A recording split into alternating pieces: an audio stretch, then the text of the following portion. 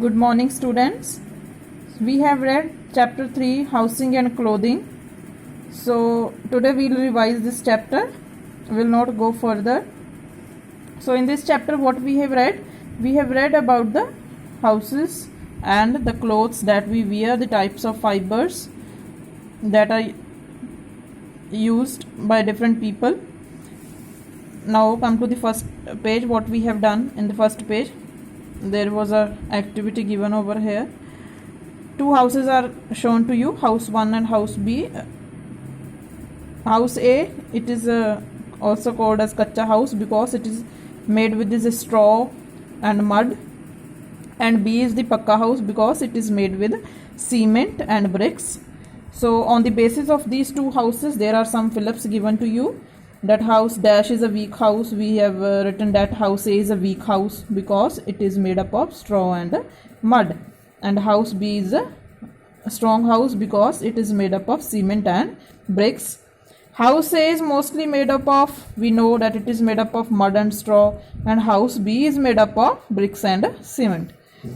But now what is the importance of a house? House protects us from the heat because in the hot weather also we remain inside the house only. To protect us from the hot, we go inside the house. It also protects us from the cold in the winters, rain, storms. Whatever be the type of house, it should always be kept clean. Then we read about the good and clean house. What should be the features of a good house? 3 features we have read. That a good house should be well lit, proper light should reach over there, it should be airy, ventilated, proper air should reach over there, and it should be neat and clean. So if we are living in a clean house, we'll stay healthy and happy over there. No insects, no germs will enter that house, and we'll remain healthy over there. No disease will come and catch us. So if we are living in a dirty house, it will make us fall ill, and we'll have to go to the doctors and take medicines over there. So we should keep our house neat and clean so that we can stay healthy. Now there were some ways to keep the house clean. First was the sunlight. For a good house, sunlight is must. So house should be made like this, that it should be proper airy and sunlight should reach the house. The good house should have doors and windows to let in sunlight. Proper doors and windows should be there in that house so that sunlight can enter the house. Then clean and fresh air, because we know that clean and fresh air, it keeps us healthy, it keeps us fresh also.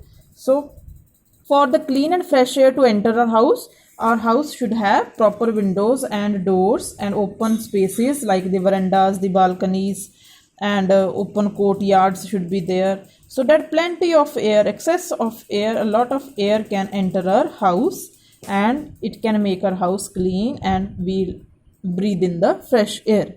Then third way is the wire nettings.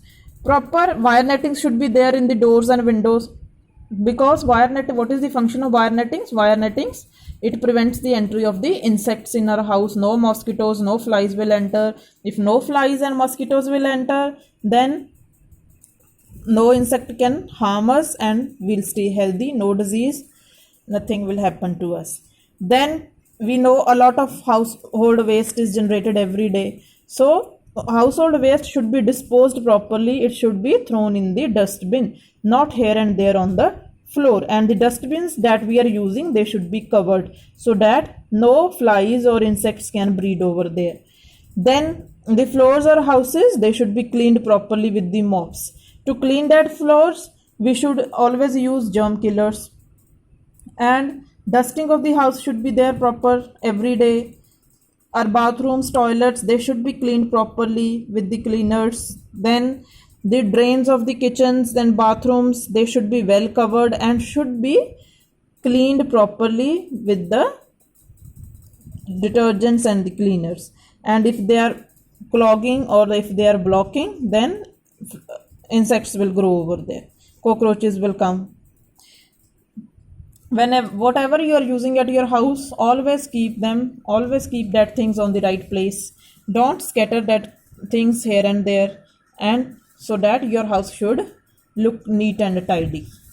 Then we did the let's remember, that some unscrambled words they were given. We have to scramble them in the right way, and then we have to write one line on them.